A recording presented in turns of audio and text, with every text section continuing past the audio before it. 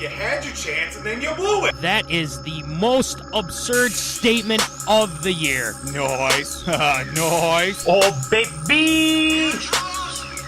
I'm in my zone, I'm feeling it.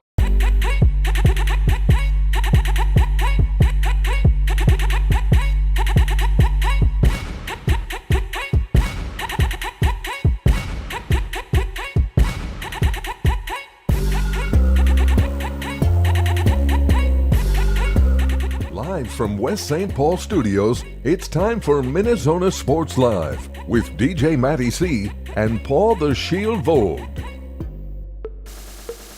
And this is MinneZona Sports Live. We are back, yes. Episode 198. 198 episodes. Damn! That's crazy. Without further ado, I'm your host, DJ Matty C, a.k.a. Matt Kelly, a.k.a. Kelly, a.k.a. Matty C, etc., etc., etc. And all the way in Granite City Studios in St. Cloud, Minnesota, Vault the Shield. What's going on there, Shield? You know, we're hitting that time of the year when it comes to sports that we're hitting that kind of lull in anything going on right now. I mean, there's not really much going on. Sure, there's some baseball games going on, but nothing really other than to report on. And this is going to be a dark couple of weeks, unfortunately. But hopefully we can make the best out of it, especially with July 4 just around the corner. That is true, and I'm glad you mentioned July 4 because we do have hats that are available that can spark your interest as well. The American flag hats, I believe, we have a good number of them. So hey, 4th of July, it's pretty sunny out, and there's been a lot of rain, unfortunately. Yes, unfortunately. And so we can definitely get those to you. So nice little segue for our merch. We got plenty of it. So Voldy, like you said, not a whole lot going on. Finals wrapped up. Unfortunately, the Florida Panthers won the Stanley Cup. But, Voldy, I remember, I think you said Edmonton in 6. I said in 7. It almost happened. I mean, good Lord. Almost happened. It was close. This close. But they made it a series. They did. That was one hell of a series. I will say that. Very entertaining. But unfortunately, our picks were off. But you know what? It is what it is. You can't. It is what it change is. It is what it is. Yep. That's why the Wild will eventually get there, and we'll see. But a lot more on that at a later time. Voldy, tonight, we do have some things to talk about. The NBA draft is tonight, even though I had no idea until probably like today that it was tonight. And I don't mean that negatively. It's just like there's not anybody that I'm just like, oh yeah, that guy's going. We're all just waiting to see where Bronny's going to end up. If he does end up getting like honestly, this year, this draft, you could have pulled 100 people and maybe 2-3 people have said, "Oh yeah, the draft is coming up." Unless you're the diehard NBA fans who have this circled on the calendar, like nobody would have thought the draft was tonight. They probably would have thought it was, a month or two from now or something like that. But it's always weird how the draft happens literally right after the finals for NHL and also the NBA too. It's not like any other sport does that. No, it's months after or weeks after, said finale of the season too. So I do have it on in case there's anything noteworthy. The Wolves do have 2 picks in this draft, one in the first round, I believe one in the second round, which I'm kind of surprised because I thought they gave up a lot of those with the Gobert trade, but looks like they have some, so that's good. But the big news coming out of for the Minnesota Timberwolves organization, Finchy is here 4 more years. Let's go.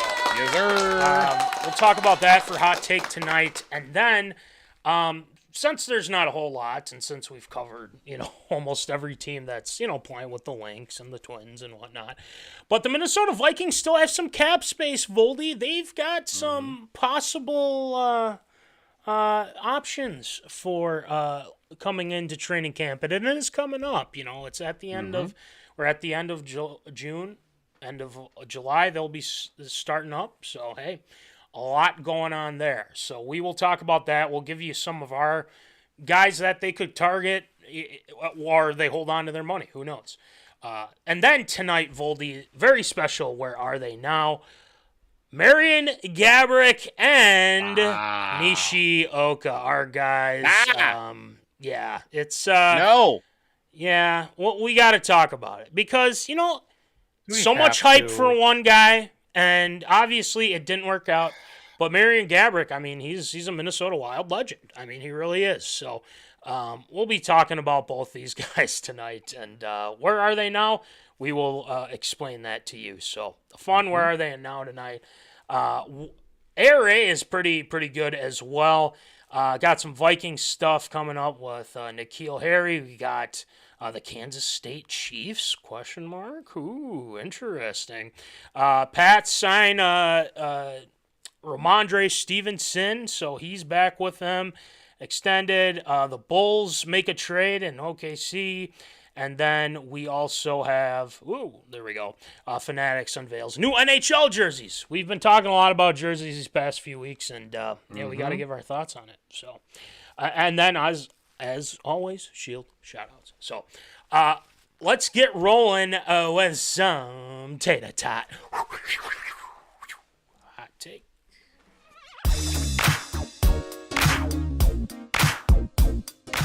Fresh out of the oven, it's Tater Tot Hot Take.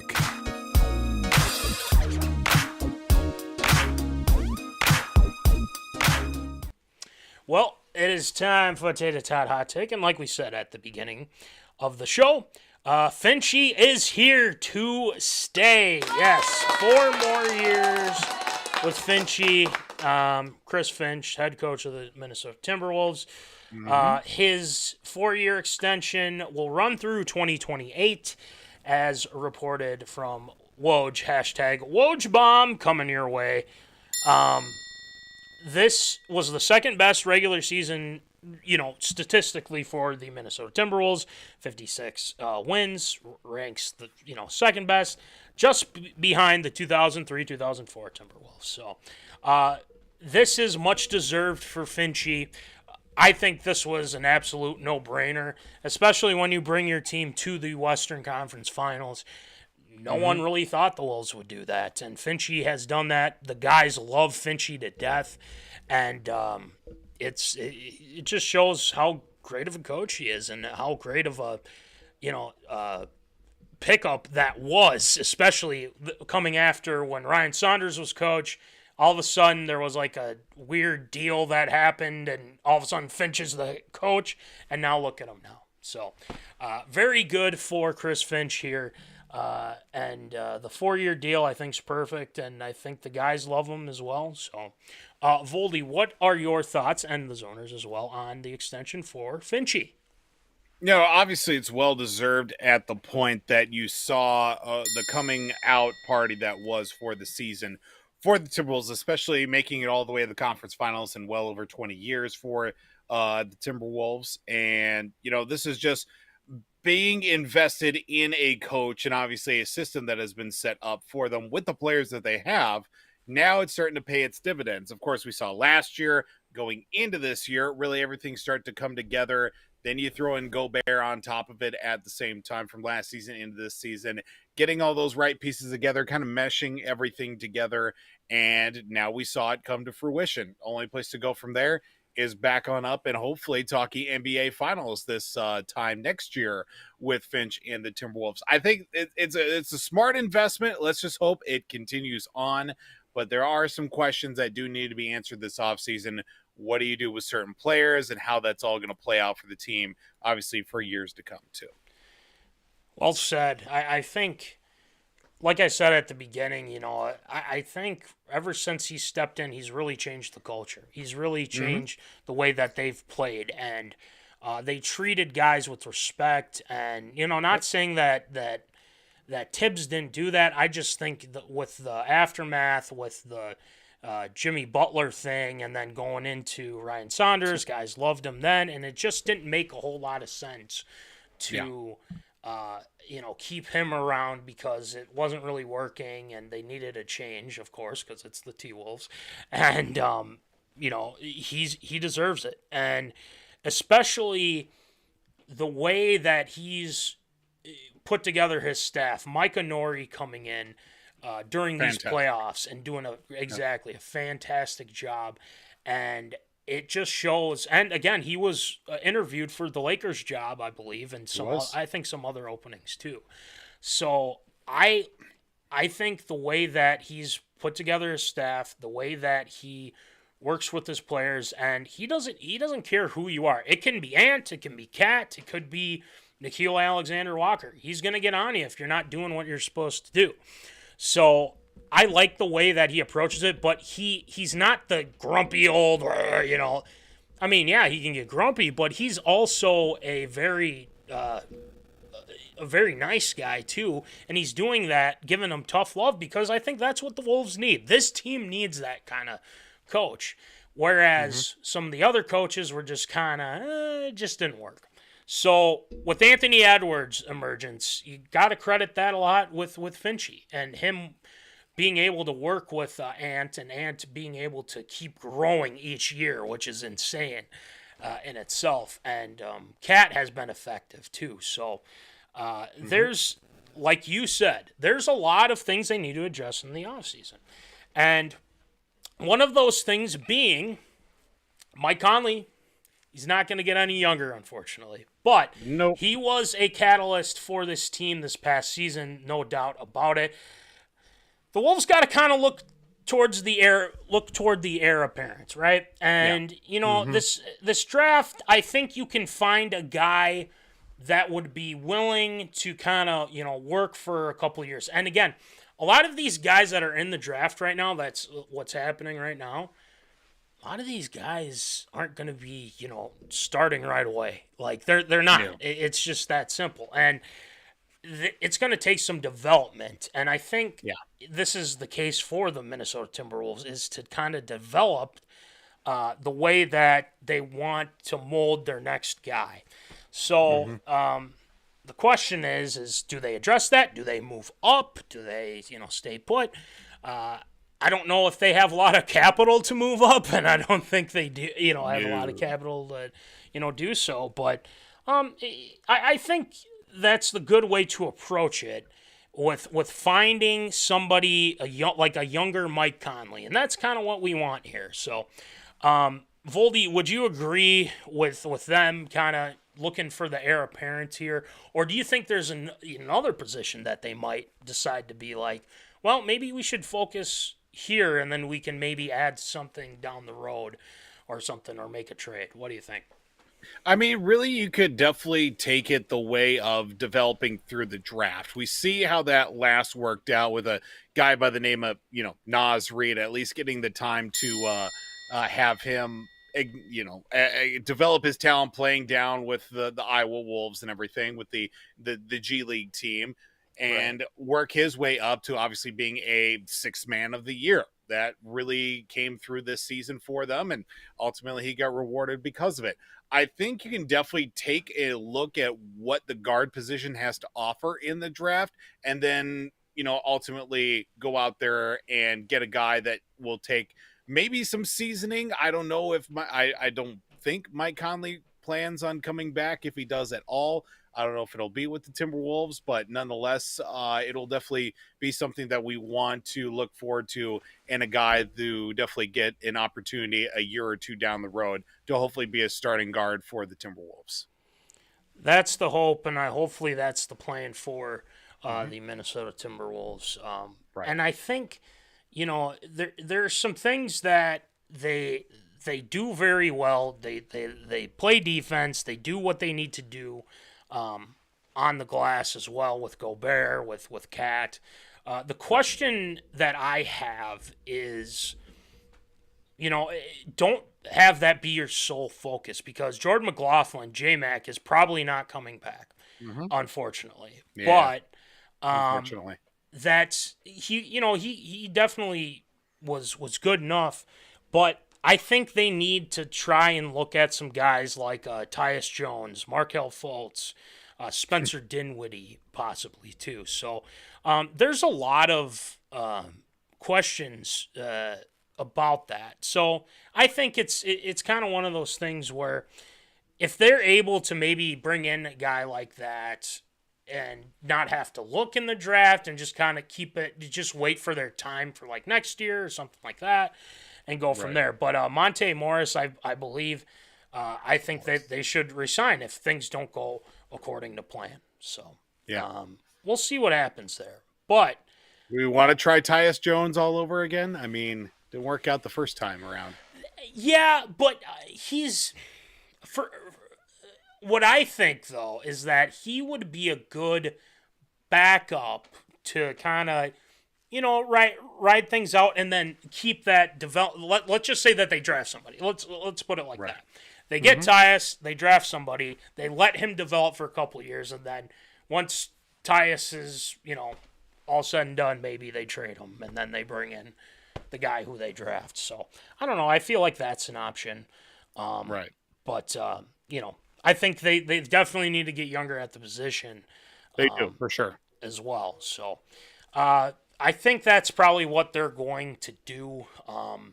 And the first guy that was taken right now, and I'm probably butchering this, he's from France. Another French guy. Sweet. And he seems pretty good, too. So it's like Rashid?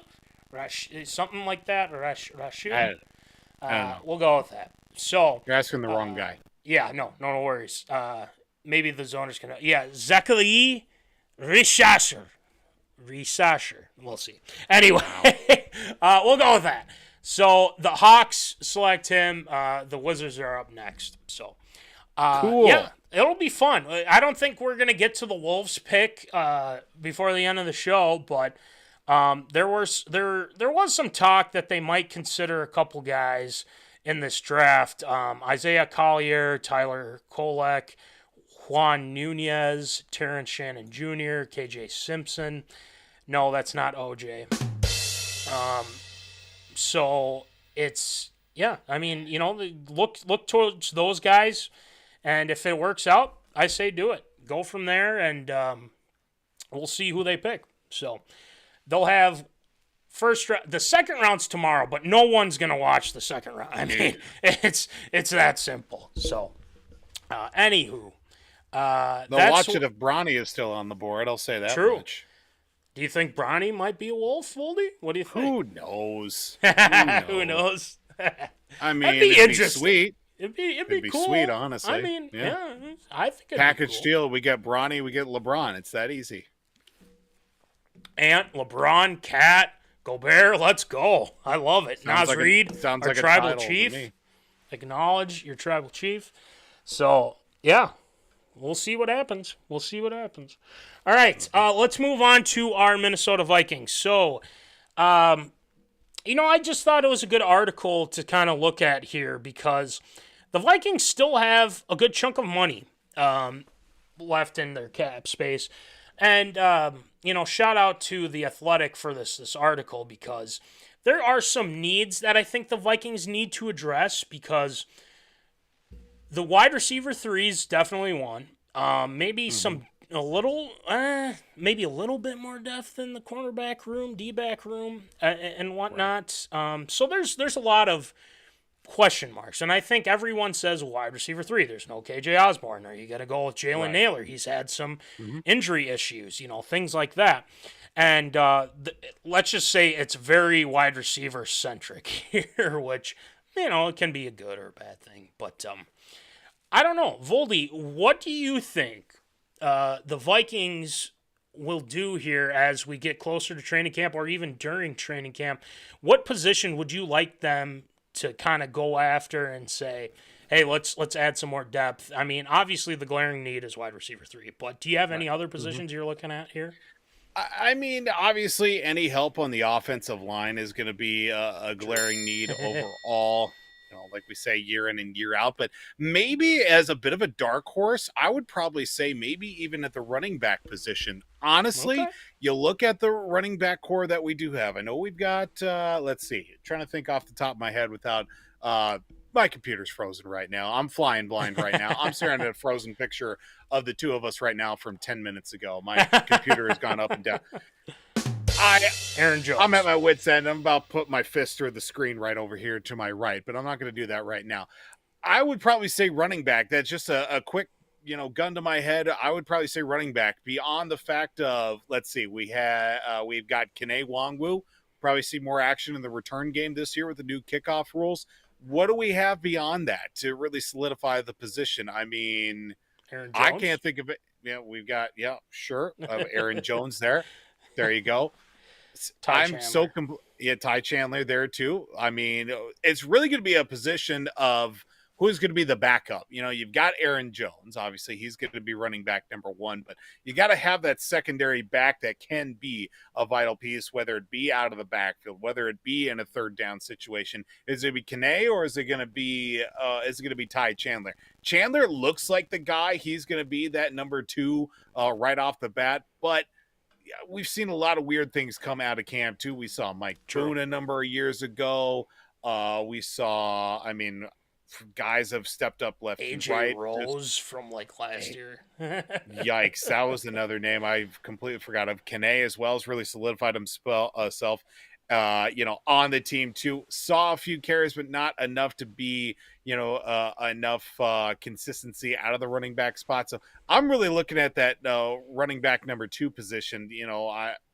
Ty Chandler's going to be a guy that's going to be leaned on, but is he ready and able to, carry that quote unquote burden behind Aaron Jones?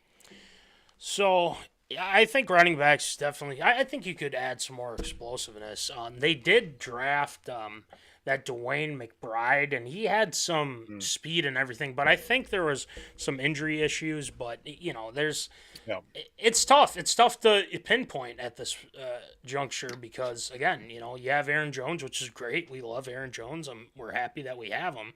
But I also I want to just for right now, let's go with the wide receiver 3. So I think that need is I think that's the biggest need by far. You have to add somebody that's going to take the pressure off Addison, Hawkinson, Jets. Almost did JJ again. But you have to kind of take the pressure off to add some more depth. And I think you can, but the question that I have is, okay, you get Hunter Renfrow. Yeah, he can be reliable, but I don't know. I just think he's kind of streaky. But again, he's been on a team called the Las Vegas Raiders, where they're not as good, per se. So there's a lot to be said with that one. So I don't know. I think if they look at that wide receiver 3 and it's somewhat a guy that you can rely on, like a Renfrow. I think Russell Gage was a part of this, and I'm like, I don't think that's a bit of a stretch. That's a stretch for me, at least. But I don't know. I just think if you're willing to, pay a little bit more to just kind of solidify that wide receiver 3 spot with Renfrow, I'd be fine with Renfrow. I think he's a very good route runner, and he's a tough guy. And he kind of reminds me, I'm not comparing the two here, as I'd like that. I mean, it's kind of like a Julian Edelman a little bit, He's got some of that, but, obviously, I still think Julian Edelman's much better, but... Hall of Famer, Julian Edelman. Thank you very true. much. There you go. Should be. I'll die on that hill by myself. But yeah, I think wide receiver 3, Hunter Renfrow would be a nice little pickup. But let's talk about D-back. I mean, Adoree Jackson is a very fast corner that I think could really help the Vikings in that at that spot. Because we do still have some young guys. Mekhi Blackman had a good season last. I mean, very good for a rookie. And now that you add, I think no, not Shaq Griffin. Shoot, because that's his brother. It is Shaquem. Yeah. Shaquem, yes, thank you. You add him as well. Yeah. And, Harry's still going, and we all love Dirty Harry. Somehow, some way. Yeah. Cam Bynum's been phenomenal. I really have enjoyed, and Lewis Cine, I mean, who knows? I don't know if he'll make the team this year. Who knows? It's kind of up in the air now. So we got that to kind of think about as well. So I think those are two positions that I think they could probably address. You mentioned the O-line. Again, keep adding. I don't care who, just keep adding to that O-line because we're gonna need at least 3 or 4 guys. It happens every season. At some point, we're gonna have a patchwork offensive line by week 10 or 11. It's gonna be just guys off the street, guys off the practice squad, guys off the holiday station down the street from TCO. There's always going to be a need for offensive linemen because I don't want to say they're a dime a dozen, but you tend to go through a lot of guys throughout a season. I don't know how certain teams do it, like Philadelphia always had the same offensive line for like 9 years straight.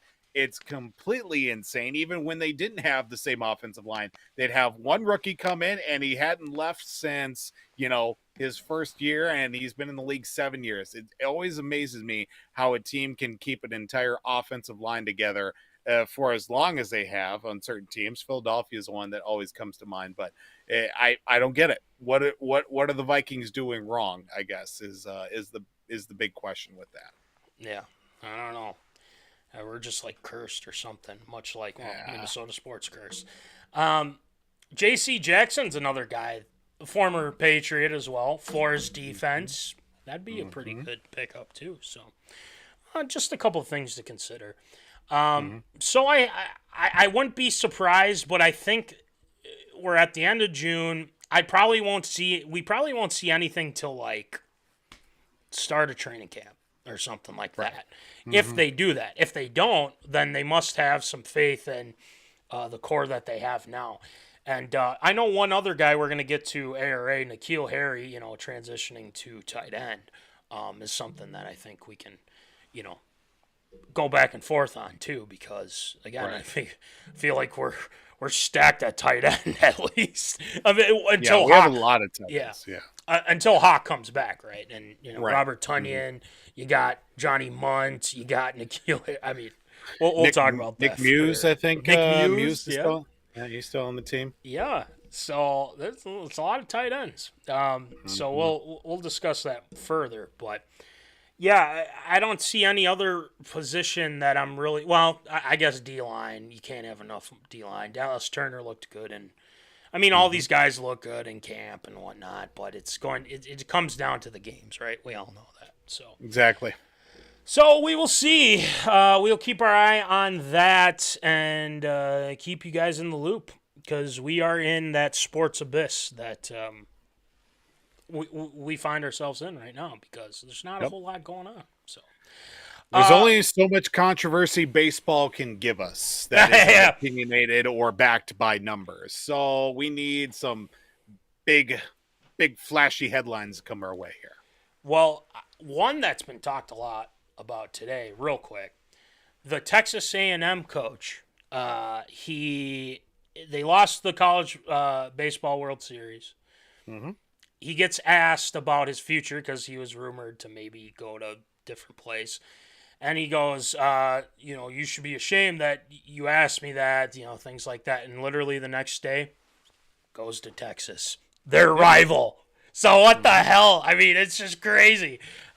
He apparently apologized and stuff like that. But we can talk about that at another time. So, coming up right now, we're doing Somewhere Are They Now? One guy who live in Minnesota is a Minnesota fan favorite, and that would be mariangaborik. Voldy will have that one tonight, and I'd say so. He's a heck of a goal scorer. Yeah, fine. Well, I can't wait to hear what you have with Marian. But this one is probably going to be very negative. Nishioka. A lot to say. There's a lot to say with that. So, Voldy, let's just get this going with some where are they now? Where'd they go? They're there. Here.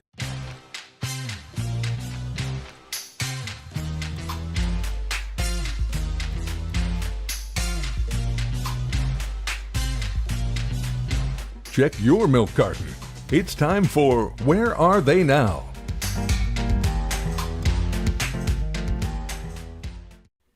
All right, where are they now, Voldy? Let's just rip off the Band-Aid. Let's get Nishioka taken care of here. Yeah, might as well.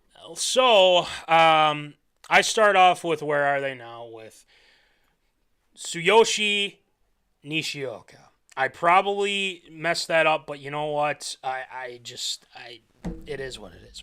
So, our good friend Nishioka, we were promised that this man would, be a catalyst for this Minnesota Twins squad. It was hyped up and hyped up and hyped up and so much hype that it just went belly up. It was one of those Twins moments where they hype a guy up, Byung-Ho Park, I believe, Voldy, I think we did. I can't remember, but I'm pretty confident we did. I think you did that one, if I'm not mistaken. Yes. So this is very similar. I mean, literally almost the same. Nishioka from Japan. A lot of teams were very interested in him at first, real quick, before we kind of go through the whole timeline here. But he was 26 when the Twins beat out Boston. So you missed, or Boston, I guess, really missed out, and I say that sarcastically. San Francisco and the LA Dodgers. So when you have those big teams in that mix there, and the Twins, out of all those teams, end up signing him, wow, okay, I guess they beat him out. But they probably knew something that we didn't. So we definitely paid the price on that one. But in the Japanese Pacific League, he had a batting title with a 340 plus average, batting average, which is insane, by the way. And that's quite good. And again, a lot of players from that league, from Japan, have come over here. Tanaka, pitcher for the Yankees and whatnot. It was very successful, and doesn't mean that, he can't be successful. But, every one of the Twins, in Twins territory, like, oh, this is the guy. He's going to be great. He's going to be hitting the ball left and right. It's going to be amazing, and oh my gosh. Well, let's go with the negative here. So Nishioka gets here to Minnesota. We are promised that he is going to be just a player that is going to knock your socks off. We're going to be, the Twins are going to be, a team to be going to go to the playoffs. They're going to get it done and whatnot. He's going to play second base, as Gardy said, and move former Twin alexcaruso to shortstop. He made his debut, Voldy, on April 1st. His first major league game, 1 for 3, 1 strikeout, 1 fielding error. It gets better. And I say that sarcastically. But unfortunately, on April 7th, just 1 week into his major league career, Nishioka suffered a broken left fibula from New York Yankee at the time, Nick Swisher. Slid into second base, attempting to break up a double play, and Nishioka definitely got his fibula crushed. And that's one of the strongest bones in the body, too. So, he missed 59 games, returned on June 16th to start against the Chicago White Sox, 1 for 4 in that game. He was batting third, but his 2011 season stats for the Twins was 226 batting average with 221 at-bats, 14 runs scored, 19 RBIs, 15 walks, 43 strikeouts. On-base percentage of 2.78, slugging 2.49. So, yeah, not what we were expecting, but we gave him some time to, get figured out. But on March 19th, 2012, the Twins optioned Nishioka for their Class AAA at the time affiliate, Rochester Red Wings. And then it just didn't get better. It did not get better. So then eventually he did rejoin the Twins later on. In 3 games, he was 0 for 12 with 3 errors, 1 RBI. And the Twins on August 20th put him right back to Rochester. So, after the Twins, like, oh man, this is great, everything. On September 28th, 2012, Nishioka asked to be released from his contract, which was granted by the organization. Soon after, after his time with the Twins, not too bad. He signed a contract with the Hanshin Tigers and finished the season with the team. On December 18th, he signed a contract with Hanshin for the 2013 season. He played with them from 2013 to 2018. He had a pretty good batting average when he was back there, and he seemed like he was somewhat healthy. 290 batting average, which is actually pretty good. Apparently, he was injury plagued a little bit, but he still played with them and played them in 2018. Then he moved on to the Tokogi Golden Braves. 2019, he signed with them, but then he missed that season due to an injury. So the big question is, where is Nishioka now, Voldy? Well, here's what I have to say about that. According to, I had to do a lot of research because, again, trying to look this guy up, there's a lot of, there's a lot of Japanese that I don't understand. Like, I didn't. So I had to find someone. Shout out to Twinkie Town for helping out with this because I wouldn't have known. So he's on the gram. I don't know how you find him because I don't understand Japanese, and and that's not a knock. I just don't know it. Right. But he has a YouTube show apparently. Ooh.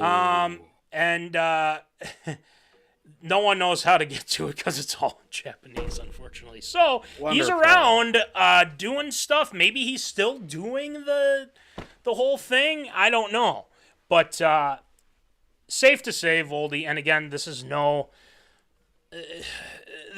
knock on the guy because I feel like it wasn't meant to be or anything like that. But this was probably one of the worst deals the Twins made. And Byung-ho Park, that was another one that didn't work well for the Twins. But I think he was here longer than Nishioka was.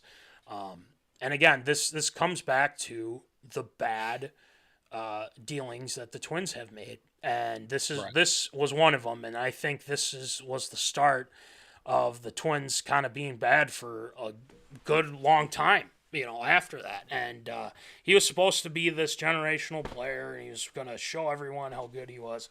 Well, he wasn't good at all, unfortunately. And he was injured, but that wasn't his fault because he got nailed by Nick Swisher there. But he's doing a YouTube channel, and we wish him all the best. That's all I got to say. That's all we know. So that is Tsuyoshi Nishioka. That's him. There he is in all his glory. Had a couple games where he was okay, but then just didn't get back to it after that injury. Nope. So, all right, that's going to do it for Nishioka. Voldy, let's get the goal scorer, Mariangaborik. What do you got? Well, we jumped to hopefully a little bit of a brighter spot here, but for me, just never really wanted this to happen. Mariangaborik, who was the face of the Minnesota Wild from the very get-go of when he was drafted all those years ago, a young team in its infancy looking for an identity. That was the 2000 NHL entry draft, drafted third overall by the Minnesota Wild, Mariangaborik out of Slovakia. And of course, he was a star player from the very get-go as well. He jumping in. He was drafted after Rick DiPietro and Danny Heatley. That's right. Two of those guys ended up playing for the Minnesota Wild at one point during their careers, including Mariangaborik. But he was a goal scorer, to say the least. He was, a dynamic player on the ice for the Wild for it felt like he was there for a long time, but the back half of his career, you don't remember he played for the Wild. He starred in 9 seasons for the Wild, of course, in a terrific run that they had all the way to the Western Conference Finals in that matchup where semifinals, I should say, making it all the way to the Western Conference Finals where they knocked off the Colorado Avalanche at that point, the defending Stanley Cup champion, in that 2003 playoff run, which did see Gaborik put up 17 points in 18 games. But after that, up and down, to say the least, for the Wild, whether it be in the win column or even sustaining any sort of success. 2012, Mariangaborik was named the All-Star MVP, the All-Star Game MVP at one point, where he did bounce back and forth a little bit from injuries and concerns. This was well after the fact that he had left the Wild. Got to a point in his career, and especially with contract negotiations, entering the 2008-2009 season, where the Wild did put themselves out there and put forth a 10-year, $80 million contract, which was a huge deal back in 2008-2009. But Gaborik did turn down the deal. He went after something in the offseason and the free agency pool to where he signed a 5-year contract with the New York Rangers. $37.5 million. Apparently that money was much better, given the fact that the Rangers were in a better position to make it to further playoff stints, looking for something different. Had a couple of decent seasons with New York, especially early on in his tenure with the Rangers. A first year, 76 games, 86 points. Did suffer a little bit of some injury concerns. Did put up 48 points in the following season. But 2011, 2012, 82 games, 76 points. Not that bad. But after a 35-game stint where he was marred by injury, only 19 points, well, Marian Gaborik did end up getting traded to, let's say, not a very good team. He ended up getting traded to Columbus Blue Jackets, where he only ended up playing a handful of games towards the back half of that 2012-2013 season. And then the following year, in 2013-2014, started off the year with the Blue Jackets, where he put up 14 points in 22 games, but then at the trade deadline ends up getting picked up by the Los Angeles Kings. Now stick with me here. That's right. In a great start for the what would be a building of a dynasty, if you will, for the Los Angeles Kings at that point. Did end up making that run, paying off in the 2014 playoffs, where he did go on to lead the Kings in points and goals in the playoffs for the Kings. 14 goals in the playoffs, including of which did see Marian Gaborik knock off his former club, the New York Rangers, in the Stanley Cup final to capture his first and only Stanley Cup Straight title. cash, homie. With Marian Gaborik hoisting Lord Stanley, unfortunately not in a wild sweater. Did end up signing another deal in that offseason with the Los Angeles Kings, believe it or not, and I completely forgot about this. 7 years, $34.25 million contract at that point in his career, where he was on the back end, to say the least. Fast forward a few years later, ends up playing 1,000 career games in 2017. Then in 2018, following that season too, later on in that season, ends up getting traded to Ottawa, where at that point, Ottawa is a team you want nothing to do with anything and anybody at that point. Little bit of a, I don't want to say where careers go to die, but they don't exactly flourish beyond that in Ottawa at that point. Now, here's another kicker. With the rights of Marian Gaborik being held on to by the Ottawa Senators, in December of 2020, Gaborik's rights were actually traded along with another player from Ottawa to Tampa Bay in exchange for Braden Coburn and Cedric Paquette, along with a draft pick at that point in 2022.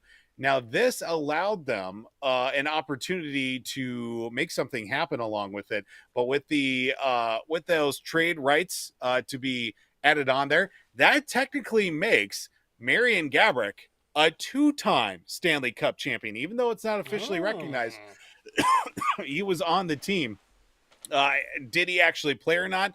That has did not exactly go to that favor, as he officially announced his retirement from the NHL later on that year in 2021 on November 4th. But technically, it did go on record of saying that, well, Marian Gaborik is a two-time Stanley Cup champion, even though he didn't suit up and play a game for the Tampa Bay Lightning. I'm not sure his name is on the cup a second time, but he technically was a part of the team that won the Stanley Cup, the COVID Cup, if you will, Yes. for that. Post-career, it's been a very interesting post-career. You see Marian Gaborik once every, we'll say about at least once a year. He pops up randomly. When the Wild celebrated their 20th anniversary, 20 seasons, he showed up in Minnesota a few different times. He's been kind of under the radar a little bit, at least on this side of the planet. Recently too, with former Slovakian teammate and NHL star Marian Hossa announcing his official retirement from hockey, he popped up a couple more times in retirement games, coaching endeavors, and everything too. So he's still active in the hockey world. Before his career ended, well, even into the start of his career too, he did open his own ice rink in his native city in Slovakia to obviously offer a full fitness center and even off-ice conditioning and accommodations for people to continue, even for programs for participants to be able to stay overnight. This did even allow the offering of a high school hockey program for his city, for his hometown, and even for that program to get going as well. But it's really what Gaborik's been doing non-hockey related too. him and a former teammate of his in Slovakia. I believe his name by the name of, I just had it right in front of me here, even going on to Facebook and doing a little bit of digging with that. Boris Valabik, I believe. They actually host a podcast, believe it or not. So Gabrick and Boris, I have been, kind of doing what we want to be doing, and hopefully what we are doing, basically, and talking about in the world of sports, everything in between that as well. It looks like they've had some comedians on in the past talking with other athletes in the world of Czechoslovakia and Czechia, as they call it now for some reason, or at least that's how it's recognized on the World Junior Circuit. But Gabrick now co-hosting, I should say, a podcast and trying to be a little bit more on the media side of things post-career too. And that's what we have for Where is Marian Gabrick? Well, he's back in his home country hosting a podcast, believe it or not. Yeah, believe it or not, there he is. Believe it or not. Gabrick. Voldy, real quick, I will say, the amount of people that had Marian Gabrick jerseys during that time he was with the Wild, was crazy. Everyone, I feel like, had a Marian Gabrick Wild jersey to support and whatnot. And, I just heard so much about, and, call him Gabby, Gaborik. Some people would, just mess up the name, but he was good. I really enjoyed watching him play. He was the guy that he had 5 goals, I believe, for the Wild a couple times, or one game. Okay, one game, and it's just shows how good of a player he was. Right. But we like our guy Krill, though. It's tough. It's tough, but we do like Gabby as well. So. That's where he is now, and if he's doing that podcasting, man, hell yeah, let's go. So maybe he'd want to hop on here. We'd more than love to have him here on Minnesota. Be a heck of a time change for him. We'd either have to do it super early or it'd be super late for him. Yeah, very true. Very true. We'll work something out. So that's what we got. We got Marian Gabrick and Tsyoshinishioka. So it's blast from the past a little bit. Nishioka was supposed to be the guy, and well, he wasn't. So we'll kind of go from there. But again, no ill will whatsoever towards it. So Voldy, A, we got the Vikings changing N'Keal Harry to tight end. We'll talk about that. The Patriots re-signing Rhamondrestevenson. Got the Kansas State Chiefs, more on that. Austin Hanley's probably punching air right about now.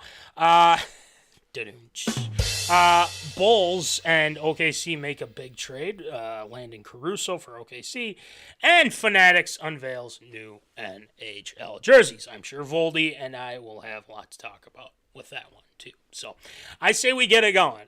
Oh, that's up. Absurd or approved. It's time for everyone's favorite segment, Absurd or Approved.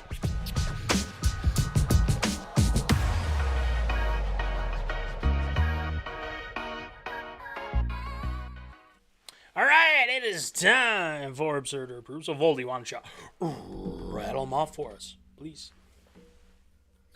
Well, now that we have passed the official mandatory minicamps for the NFL season, there are still some roster moves to be made and even players looking to revitalize their career, one of which is former first-round draft pick by the New England Patriots, now joining his second and if not third team, I believe his third team for sure in the Minnesota Vikings. Former wide receiver N'Keal Harry is actually making the transition to tight end after making a less than stellar splash in the NFL with the Patriots. Did get a cup of coffee with the Chicago Bears in previous seasons, but now making the move to a tight end position in a spot that is a little bit more up for grabs with the Minnesota Vikings compared to years past. Of course, Pro Bowler TJ Hawkinson is still working his way back from recovery of knee surgery towards the end of the 2023 season. but there is still hope for N'Keal Harry to be a threat, according to Coach Kevin O'Connell, as he's a guy that they are looking to develop into a real third down weapon, red zone weapon as well, given his skill set, size, and ability to even move with the football from that wide receiver standpoint to now the tight end spot. Is it absurd or approved? Will the change of N'Keal Harry moving to tight end revitalize his career? It's a great question. Look, I've seen a lot of upside with N'Keal Harry, and whether making that transition to tight end will revitalize, I'm not so sure, because like we said before during Hot Take, is that there's a lot of competition there. You got, you got Tunyon, you got Munt, you got Muse, and it's pretty crowded for him. Like, could he make an impact at tight end? Sure.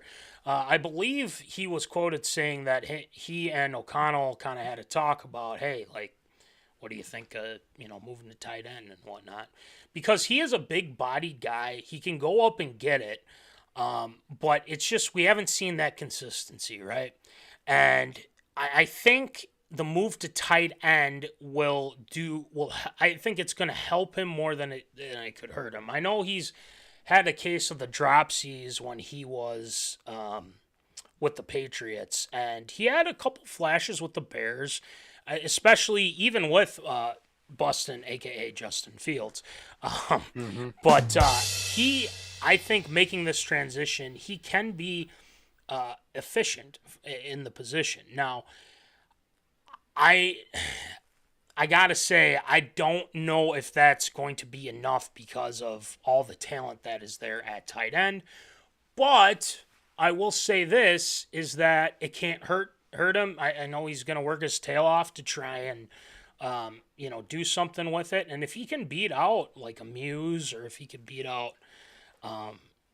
Johnny Munt, even though he's been quite reliable as well, that's a good sign for him, and that's something that I think we'll have to consider. But I don't feel good about like, oh yeah, it's going to revitalize his career, he's going to be back on track, because it's going to be tough to get over a Tunyon or a Hawkinson, who have been seasoned veterans. So I probably, at this point, and it's no disrespect, I'd probably say absurd, just because of the fact of there's a lot going on there at tight end, and making that move is not as simple as you think. But he could prove us wrong, and he's got some talent. I'm telling you, he does, and it's just he's got to tap into it. So, Voldy, what do you got? I mean, we've seen the transition go the other way from tight ends trying to turn into wide receivers. I know Jimmy Graham in the first half of his career was a guy that tried to break that mold a little bit. I remember in college, it was Devin Funchess, now turned pro basketball player. Devin Funchess, he transitioned from being a tight end into a wide receiver, ended up being a first-round draft pick, and ended up having a handful of decent seasons down in Carolina. At least he did well for my fantasy team, but nevertheless, never really mounted much after that. But going from a wide receiver to a tight end, it's might as well just start back at square one from that point. It's a whole different set of skills that he's really going to have to develop, even in the short amount of time. Sure, pass catching is going to be a big thing, but now it's run blocking, setting the edge, blocking for receivers, and also for the line as well. Being a part of the run game is at the same time. But given the fact of the transition in his body type from being a wide receiver those first couple of seasons now into this point where he's obviously bulked up a little bit, he's put on that size necessary, I don't see why he couldn't be effective. It's just now, from the point of him being a first-round pick at wide receiver, does he want to go down as being a guy that was a bust and had to start over again?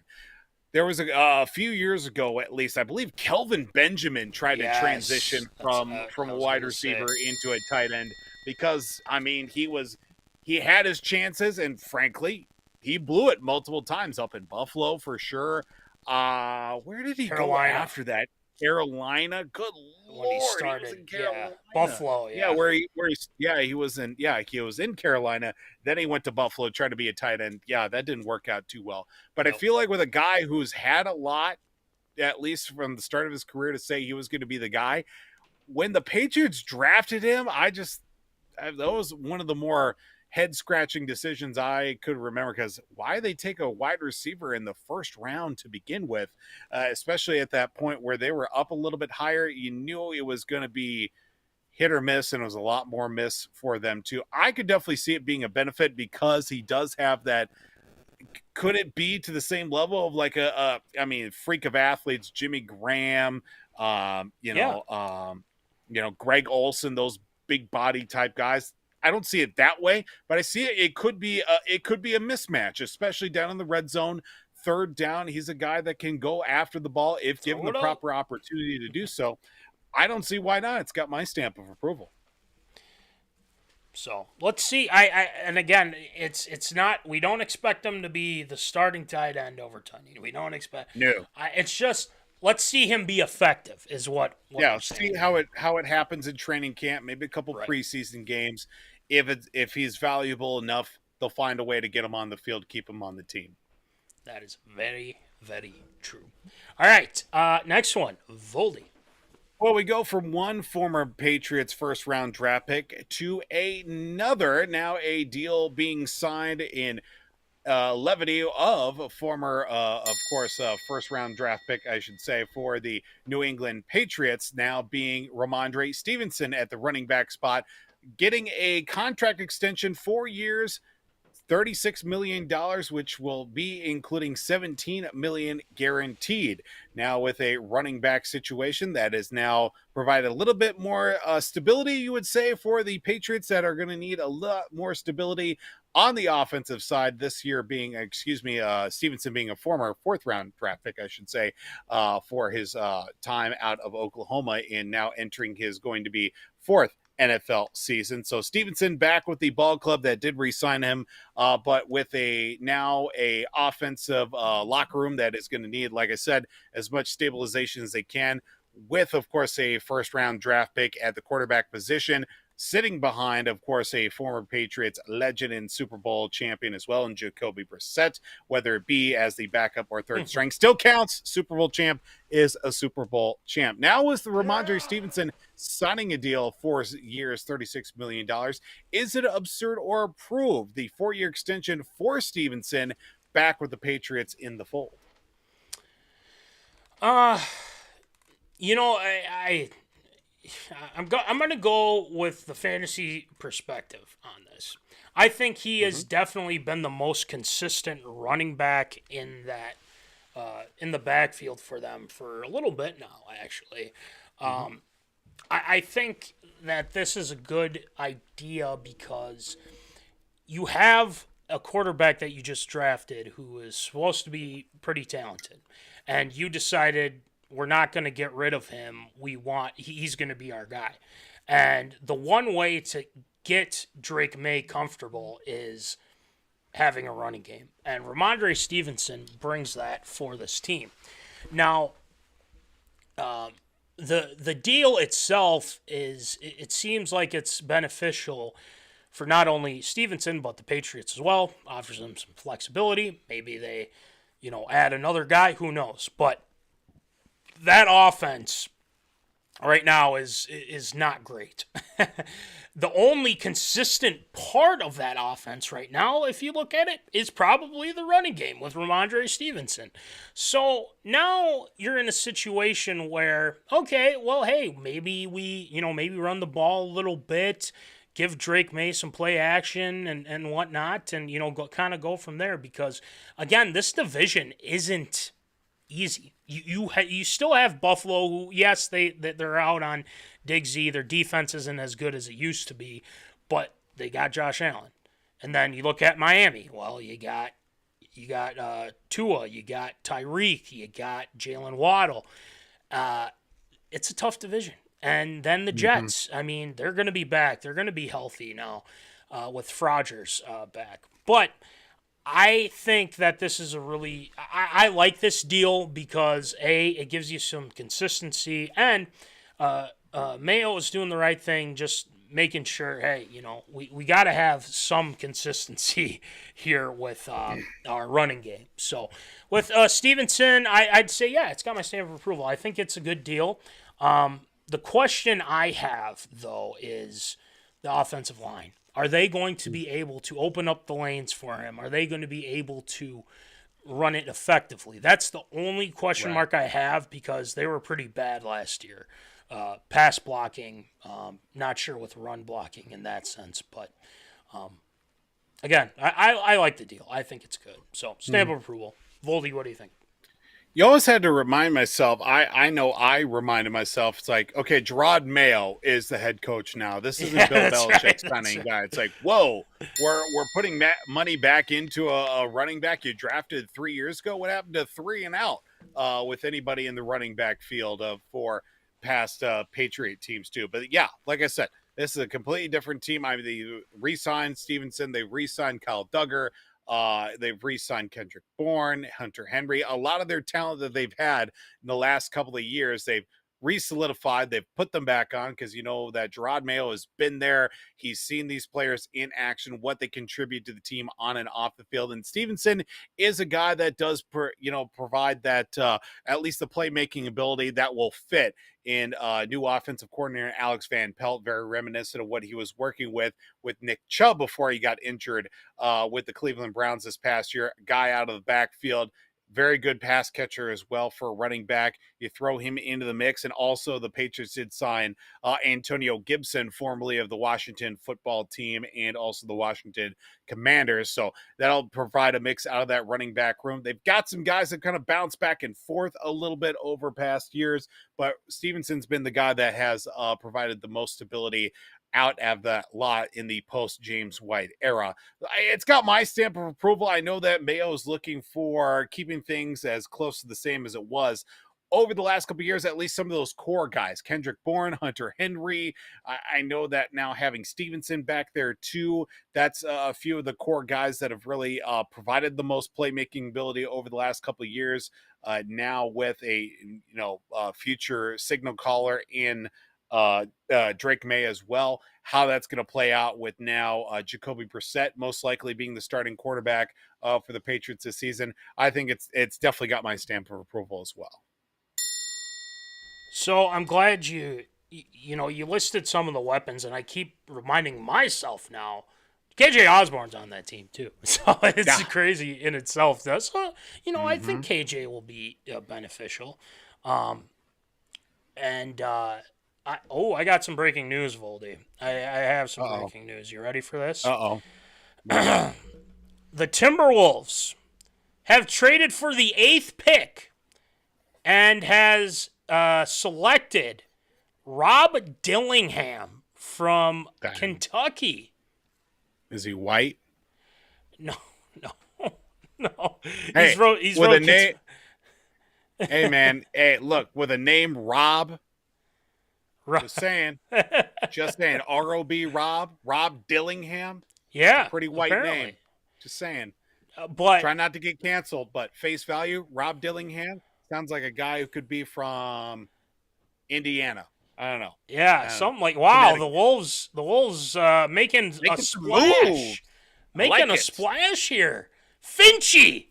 What are we doing, Tim Godley? Dang. All right. Okay, let's see. That's great. I mean, hey, you know what? You trade up. Yeah, you give away some picks, but hey, for the 8th pick for a guy like this from Kentucky, hey, let's develop him. Maybe is he the heir apparent to Mike Conley? We'll see. So we'll give you some more info as we go on, but we're gonna keep going with ARA. So next one, Voldy.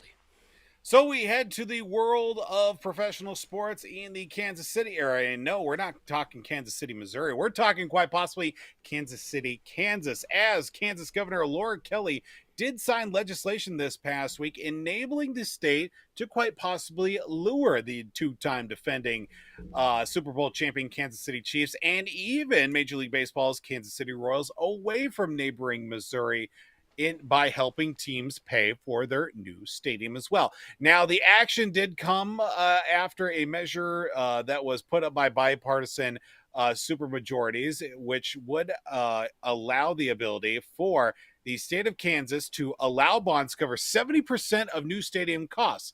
Now, Kansas would have 30 years to pay them off with revenues from sports betting, state lottery ticket sales, and even new sales and alcohol taxes generated in the area around the proposed stadium.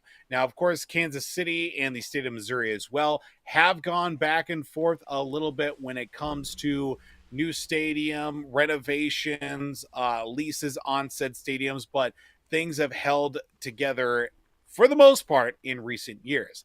Now, with, of course, the Kansas City area being so close to the state of Kansas, now there is a Kansas City, Kansas, and a Kansas City, Missouri. It's literally just right there in the Kansas City area with, just right there on the border between the two, with more than 60% of Kansas City residents living in the Missouri side of Kansas City, in the Missouri side, I should say.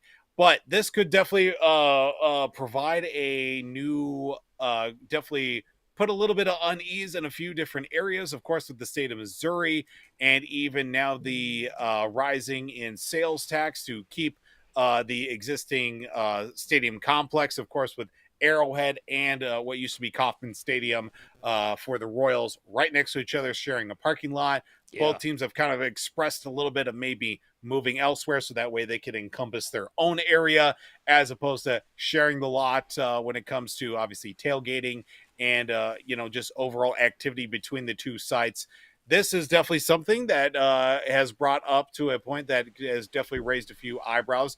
Is it absurd or approved? Could we see the Chiefs and or the Royals move from the Missouri side of Kansas City, maybe quite possibly going to Kansas? I guess, yeah. I mean, it seems like they're willing to, either or is willing to move. Wasn't there a time where we were thinking that they might, some deal was expiring or something like that, and they could move somewhere else? I mean, obviously they wouldn't move. Right. Their fan bases would not let that happen, and or the organization. But yeah, I think it's very possible. I think with the stadium help and things like that, I mean, obviously the Chiefs are the talk of the town, or should I say, Taylor Swift and Travis Kelce. Boom. But I mean, it is true. But that's it. Kind of goes, from okay, well, if the Royals move to Kansas City or Kansas City, Kansas, or the Chiefs go to Kansas, honestly, I don't care where they go, and I'm sure Austin Hanley probably doesn't care at this point either. But Arrowhead is so iconic, though. You know what I mean? Mm-hmm. Robert Kaufman, yeah, it is. It's good and fine. But I think if the Kansas City Royals were in Kansas, I think that would make a little bit more sense, as opposed to the Chiefs. But there's a lot of question marks. There's a lot of talk between the legislators and whatnot, and some people like it, some people don't like it, as I'm seeing here. And, I just, wherever they move, they're going to go. I mean, the fans are going to go. They're going to follow them. They're going to, cheer them on and everything like that. So, if I were to see a team move in general, like one of those, it's probably going to be the Royals, if I'm being honest. Mm-hmm. So I would say, yeah, I think the Royals are more likely to. But the Chiefs, unless, things really go sour, I'd be shocked if they said, well, we're going to make a new Arrowhead Stadium. It's like, oh, it's an iconic stadium. I mean, well, unless you do some renovations, things like that, I don't know. So, anywho, yeah, stamp approval, I think we might, but mainly for the Royals. So, what do you think, Voldy? I mean, there have been plans, or at least the Royals have outlined a plan for a $2 billion plus ballpark. They're looking to move to downtown Kansas City, Missouri, at least a little bit. The stadiums for what used to be Kaufman, and obviously Arrowhead too, are a little bit outside of town. They're kind of a little bit on the outskirts, at least from my basic knowledge. I don't know 100% of the layout for the greater Kansas City area, but from what I could recollect and what comes to mind, they're a little bit on the outside of town when it comes to Kansas City. So the Royals are looking to, build downtown. You see all these teams that do have stadiums downtown. They do very well for themselves. Yes. Now, yes. The Chiefs are very well set in stone. They want Arrowhead. They're even wanting to put up $800 million in renovations to their existing home, which would be a few years from now. They're actually looking at still in the planning stages and everything with that. Not looking to the start of the 2028 season for that to continue when it comes to, building on those potential renovations for them. If there's any team that's got more, I would say, liquidity, if that's even a word, a little bit more fluidity. There we go. That's the word I was looking for. In possibly moving, swapping stadiums. Baseball teams are always one that kind of just, pick up and move, basically. We've seen it last handful of years. We know what the A's are going to be doing. They can just pick up and move to a different team, move to a different state, different city altogether within one off season. Basically, it feels like we saw what happened with the Coyotes. Now they're in Utah, with Vegas as well. When they moved from Oakland to Las Vegas at the same time, they're pretty easy to move around. But baseball teams are always one that are a little bit more that they can put a little bit less time in thinking, a lot more time in moving, given the fact that their season really kind of, once they're done with regular season, end of September, don't really talk about until maybe mid-February or so at the very earliest, even with winter meetings and everything. But if any team's going to move, I think it's definitely going to be definitely the Royals. Are they going to move to the Kansas side of things? Kansas City, Kansas, from what I can tell you, I don't know much about anything. I definitely wouldn't want to be in Kansas for sure. Definitely want to be on the Missouri side of things, even given the fact that Kansas is definitely willing to throw money at both teams to get them invested. But you got to go where the majority of the people are going to be, and it's definitely going to be downtown Kansas City, Missouri. So I think it's absurd. I don't think any team's going to be moving to Kansas anytime soon. I've been to I haven't been inside. I've seen the outside of it, but that parking lot that they have for both stadiums, huge. It is massive. Like, it is insane. But it's really cool though in general. So yeah, we'll see. I don't know. We'll see if they go to Kansas. Who knows? All right. Next one, Voldy.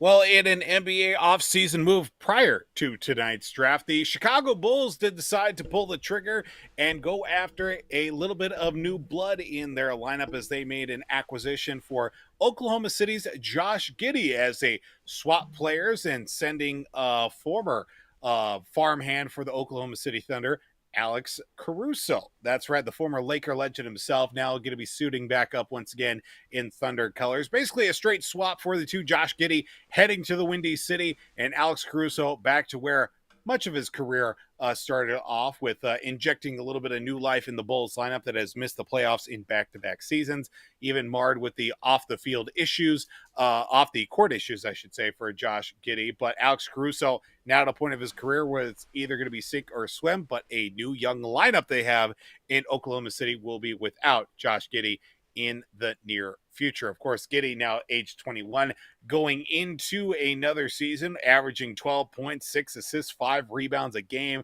While on the other side, Caruso looking for a little bit more of an identity with his play in recent years. Of course, did have a couple of nice seasons in Los Angeles with the Lakers, then going to Chicago, not really being able to put up those numbers that have been in years past. Now, looking at the trade as a whole, of course, we would both think that it'd be a fairly even trade, given the fact that both these players can be dynamic when they want to be, but with the upside of Giddey, provides a little bit more levity to his side. So who won the trade? Was it an even trade?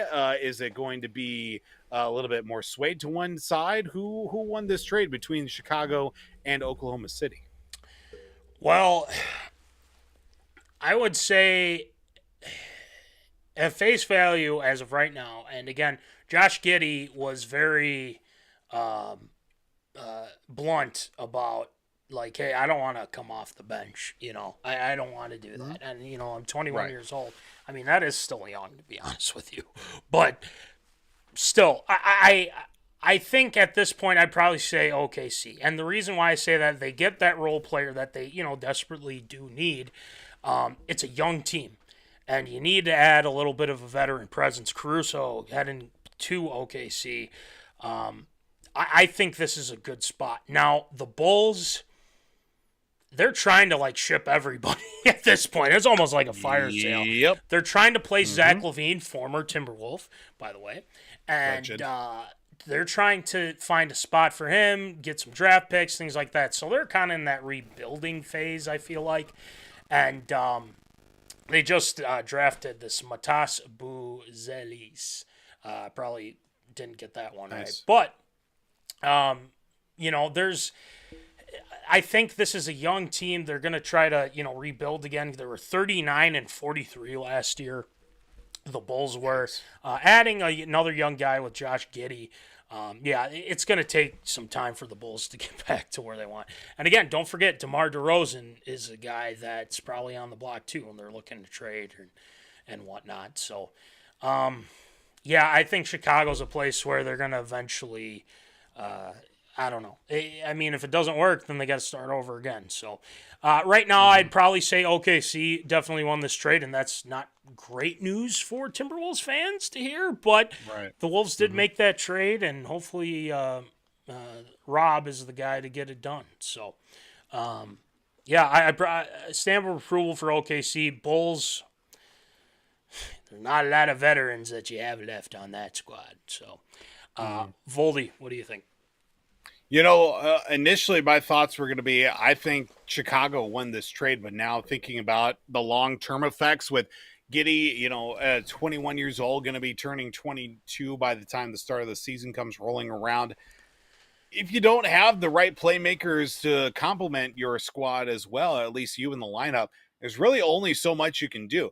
I mean, we haven't even really touched on, because of the fact that his career has been completely irrelevant. Lonzo Ball is still a member of the Chicago Bulls, but has been limited by so many knee injuries, given the fact that he hasn't played a game in Chicago since January of 2022. That's how long it's been in his entire tenure with the Chicago Bulls. But now DeMar DeRozan is going to be an unrestricted free agent, and they are looking to, like you said, basically throw everybody out there and see what they can get for him at this point. Chicago, unfortunately, is a team that doesn't have a whole lot to celebrate, but getting a guy like Josh Giddey could inject a little bit of excitement, or at least maybe get a couple of free agents to sway your way in that regard. But right now, face value, like I said, Oklahoma City definitely won this trade. Caruso is a guy that you would think would be in the back of his career, but he is still regarded as one of the, more liked and more coveted role players. It's unfortunate because you think the last couple of years he's fallen off. No, it's just because he's been in Chicago. You give him a couple of guys around him, he can still go out and make plays. Now you throw in a completely young lineup, Chet Holmgren, SGA, and, a few other guys too. Those are the only two that really come to mind, given the lineup that they do have. A really, really young lineup. This young guy team that they have at OKC, I mean, we're the number one seed out of the Western Conference this past year, and they had little to very no veteran experience in that lineup. Now throw Caruso into the mix, whether he's starting, coming off the bench, anywhere and everything in between. He's going to be a guy to, what we saw this past year, I think really with like Mike Conley and the Timberwolves. Facilitate the offense, move the ball around, get your buckets when you can, and if you need to carry the load, Caruso can very well do that. And I think this is definitely going to be a win for Oklahoma City. Unfortunately for the Timberwolves, dismay in this one. I think the Thunder definitely won this trade for sure. So, yeah, I mean, the Thunder are building something, man, and I hope it doesn't catch up to the Wolves. So, but yeah, I think OKC for sure. So. All right, last one, Volde. Well, speaking of the Timberwolves here really quick, too, for that Rob Dillingham trade, the Spurs got 2 draft picks, 2030 pick swap with the Timberwolves and the Spurs there, and a 2031 unprotected first round pick as well. So we've got a few years to worry about those picks in down the road after a couple of NBA titles. That's right. Yeah. All right. Go ahead. Well, with the finishing of the NHL season this past, Monday. So as of today, NHL and Fanatics have unveiled their new on-ice player uniforms and jerseys for the 2024-25 season, as of course they have been tested and refined well before they make their debut for games this coming fall. Yeah, we've heard that story well before in other sports. But of course, nothing really overly dramatic with any changes of any uniforms for the upcoming season as well. Now, instead of saying Adidas on the uniforms, now they just have the Fanatics logo on them. But really, let's talk about how things have been with Fanatics. Major League Baseball this season, too. Of course, a quick turnaround for the end of the baseball season into, of course, spring training and the full season. Nothing but marred with busted uniforms and pants exploding and jerseys being mismatched or not even showing up to begin with. Are we going to see that translate to the hockey realm? Now, if we've learned anything about hockey players, guys in the world of hockey, if they're unhappy, they're going to let you know one way or another because they are definitely vocal when it comes to things that are not going their way. Baseball players, sure, they say a thing every once in a while, but do they actually mean it? Look, hockey players are definitely guys that you don't want to mess around with when it comes to uniforms or even just, anything that's going to mess up their routine. But is it absurd or approved with the new uniforms coming in? Is the NHL Fanatics jerseys, will they have the same issues as MLB uniforms coming into the upcoming season? So, Voldy, I got something that's kind of on the topic of this real quick. Mm-hmm. And actually, you know what? I did get a slight update. There, apparently, Dillingham is compared to Lou Williams, who was a really good six-man from the NBA, things like that. Yep. So that's really good. Lou Williams. He was a hell of a six-man in the NBA, and he was really good for a long time. So hopefully it'll be kind of like that, but we want to see the longevity in him being starter, right, at some point. So with that being said, let's move on to this. So I kind of have a small gripe with Fanatics right now. Voldy, and this is, it's for any of the teams. Like if I were to say, let's just say, throw out a team. Like if I wanted a Baltimore Orioles like jersey or shirt or anything along those lines, you can order. Like I liked Fanatics, for a little bit. I was able to, maybe throw some money towards like certain Vikings things, obviously. Well, after I try to order it. Oh boy! I get an email saying, orders processing. Literally a minute later, not even a minute later, I get another email saying, it didn't go through, cancel. What the hell is going on, Fanatics? What are you trying to do to me? Are you trying to just absolutely be like, well, screw Matt, we're not going to let him get his stuff? I tried, Voldy. I tried to get the Jordan Addison, the new Winter Warrior jerseys, right? A lot of money, right? A lot of money. And the Vikings go through Fanatics as well. Yes. But Fanatics won't process the damn order. They won't do it. And I don't know why. So, luckily, shouts out to Papa Callahan and Mama Callahan for my 30th birthday. They went and got me a gift card to the Minnesota Vikings locker room, which is literally 5 minutes away from me. So I drove over there and I got myself a Jordan, which I will wear at some point here. I was going to wear it today, but I want to wait because it's pretty sweet. I'm not going to lie. It's pretty cool. Yep. So I did get it, but Fanatics, like you said, with the baseball stuff, not great. I don't know. Not good, Bob. I wouldn't be surprised. I wouldn't be surprised if it was mainly the MLB here. But listen, Fanatics, A, you got to fix my account.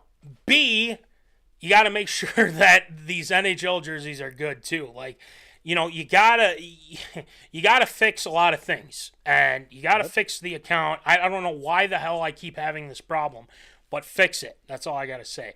But as for the NHL, I don't necessarily see it being as big as a problem with MLB because I think hopefully they learned their lesson and said, listen, this wasn't working. We got to do something else and, kind of, go from here. But like you said, a 10-year agreement being struck with Fanatics, you better uphold everything that you're going to, say you're going to do with these jerseys and whatnot and go from there. And, so I don't know if I can give him my stamp of approval right now, just because I have all this. I get so frustrated with Fanatics. Damn it, let me buy some stuff. I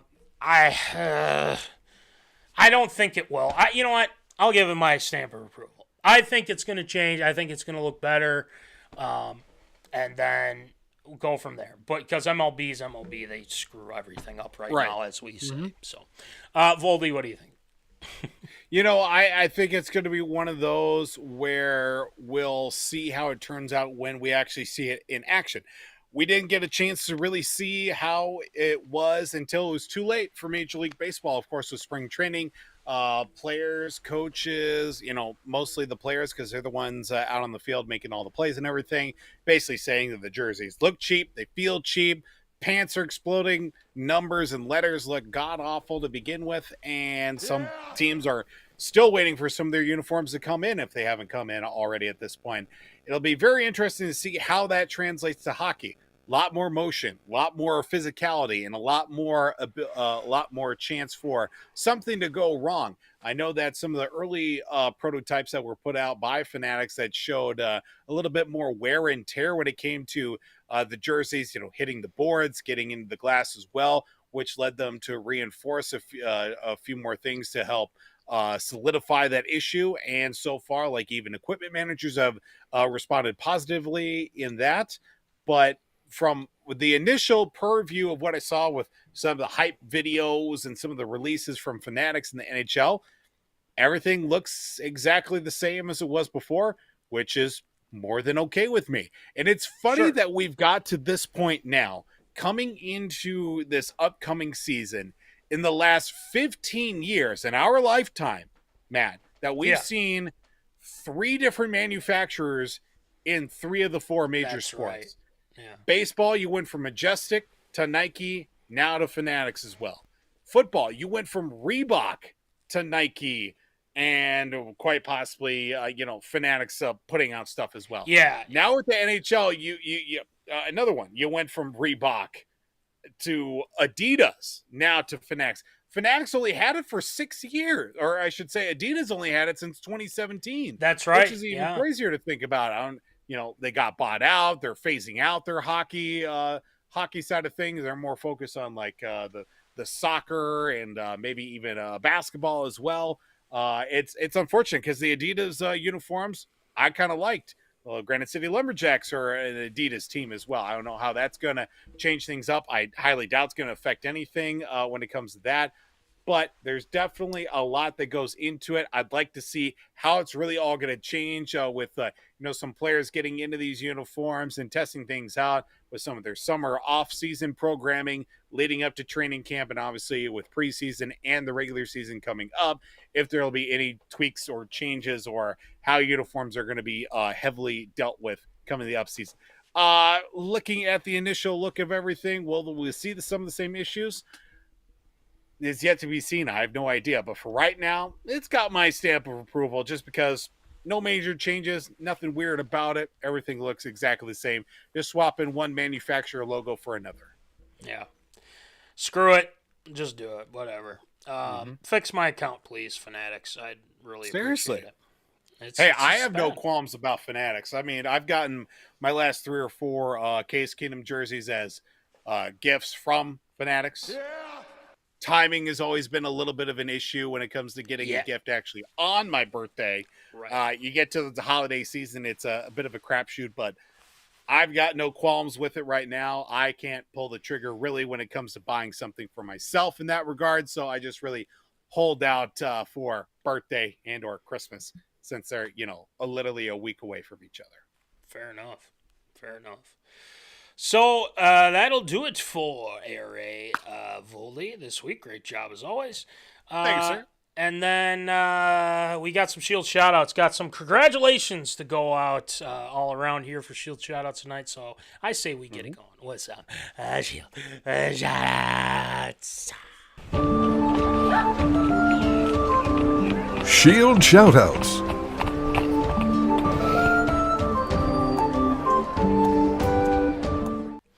All right, Shield, who you shouting out tonight?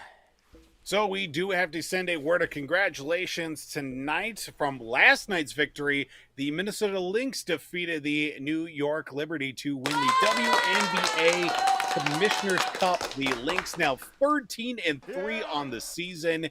With that victory, of course, Napheesacollier also being named MVP of the Commissioner's Cup. So a nice little feather in the cap for the in-season tournament for the Lynx. And of course, we'll have to have Zappa back on sometime in the near future to talk Lynx and, of course, how things are looking for the top seed in the Western Conference for the WNBA, the Minnesotalynx. Who would have thunk it at the start of the season? So shout out to the Lynx for keep on winning with this ragtag bunch of players that they've got. Of course, with the Florida Panthers capturing Lord Stanley's Cup, continuing on the tradition of Canadian teams not winning the Stanley Cup.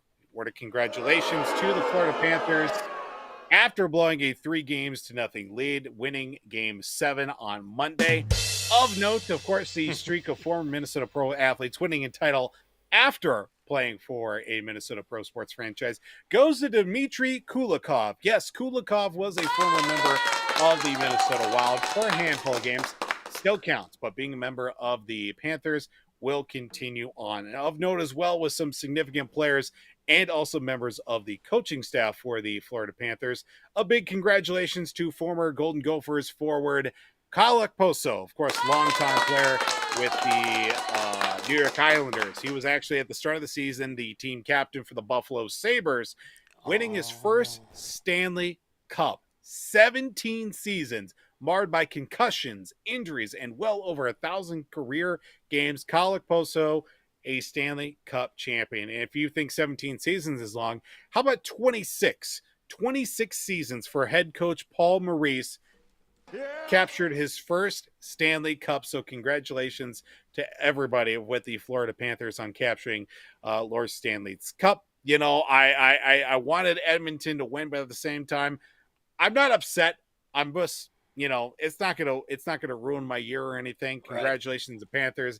That's awesome. Now with I think obviously the state of Florida and hockey has been a hotbed over the last few years. Now 3 of the last 4 Stanley Cup champions have been out of the state of Florida. Now with the Panthers, previously the Tampa Bay Lightning.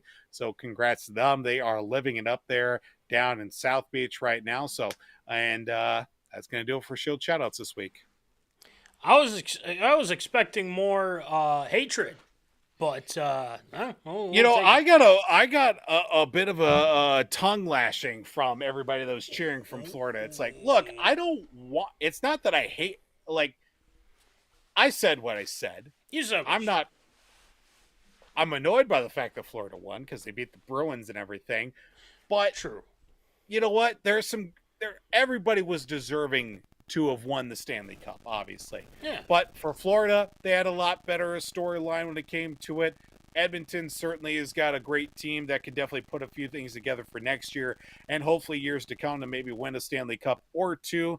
But after what Florida went through last year, making it all the way there and not winning, you know what? Good for them. They definitely rebounded and made it through just fine. So, yeah, that's what I've got to say on that. Yeah.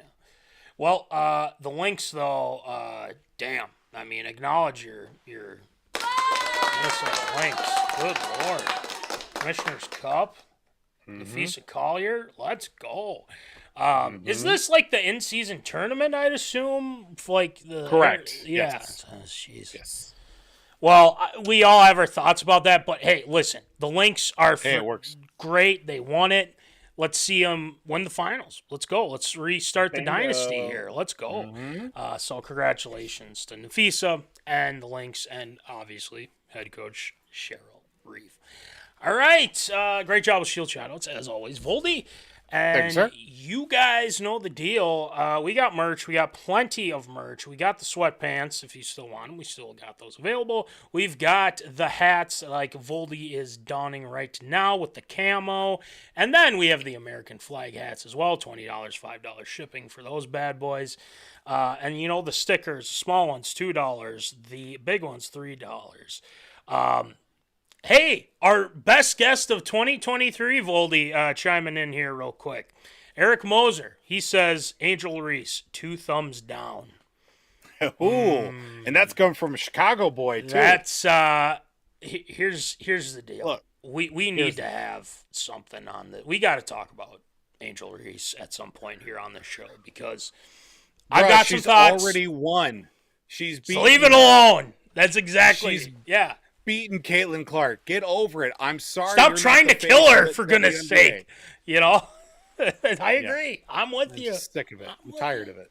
Me too. So we got that. We got the shirts, $20, $5 shipping. Don't worry, Caitlin Clark. We got your back. Yeah, we got the tumblers. You know the deals with those. We got those for you. The winter caps. You know, if you want to get a head start on the winter coming up and everything, we can do that for you. So, shout out to W2 Performance, Will Rattel at www.w2performance.com. And then we got the National Fleet Graphic, Crown Rental, Tyler Knutson. Thank you for the stickers. The victorious P.O.D. is back, Voldy. They just released their new episode. Yes, Jack, Vickers, Tyler Hermann are back. Can't wait to mix it up with those guys. Looking forward to talking with them here soon. TLS Performance, Troy Stoudemire Jr. Sorry about your Mavs, by the way, Troy. I know you're he'll be fine. Mavs, yeah. But, you know, you guys put a beating on the Wolves, so there's that. Popcorn Bucket List. Our guys, Nick Dahlhoff, Ryne, Myhrberg, the Rhino. Omni Entertainment. Check them out on the YouTubes. They do a fantastic job as well. Keep up to date on all your movies. So, Voldy, that is going to do it for episode 198. Unfortunately, work got in the way of things, so we will not be having a show next week. No! I know. But, Voldy, we are approaching episode 200. 200 at some point here in July. Obviously, enjoy your 4th of July, actually, is next week. So the day before and whatnot, we won't be having a show, but we will be talking to you soon. Mikey's upset. I'm sorry, Mikey. I'm sorry. Listen, 200 is coming, people. It's coming. All right? And I want Moser in on this, too, because I'd love to talk. Yeah. He goes, he's hyped. Love you, boys. So hyped for it. Voldy has one more home run than his brother this year in softball. Whoa, suck it, Damn DJ. straight. He says, it only took me boom! 2 at-bats to go yard, baby. Remember, DJ, Kirk Cousins, top 10 QB last year before he got hurt. So, all MVP candidate before he got hurt. That's right. I love this bit that we do. But yeah, that's what we got. The 200th episode's coming up. We love, again, we're going to send out the link. You guys come in, we'll chat, do some cool stuff, giveaways galore and stuff like that. It's going to be a great time. So we're looking forward to talking with all of you, and we'll keep you posted on the social medias here as we get closer and closer. And also, there's some big news as well, but I will wait to reveal that. Voldy knows, and some other people know, but when the time's right, we will let you know. So, without further ado, that's going to do it for episode 198, and we will see you next time. And remember, as always, folks, keep in the zone. Holla! Thank you for watching MinneZona Sports Live. Join us Wednesdays at 7 p.m. for live show broadcast. And as Voldy likes to say, follow us on all the socials medias.